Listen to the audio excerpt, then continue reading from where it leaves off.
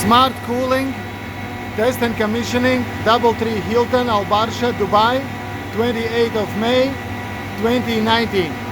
As you can see, the system is installed and it's working properly. What we can see here, the membranes over here is covering 100% of the all coil surface as well inside.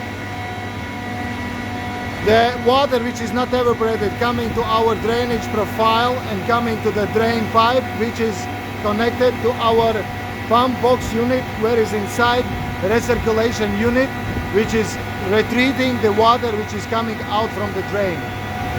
Here we can see now system is fully operational and we are dropping down 14 degrees ambient air temperature, which is coming to condenser coil. Condenser coils are protected with evaporative protecting membrane, which is not allowing water come to the condenser coil.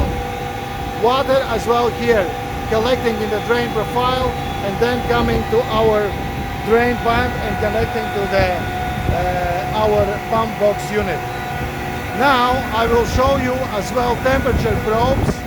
We have installed two temperature probes which are measuring ambient temperature and temperature which is reaching condenser coil. So here is the temperature probe which is measuring ambient. Ambient temperature is 43 degrees and 16 degrees relative humidity. Now the probe which is after the membrane is showing you data 44% humidity, 29 degrees Celsius entering air temperature.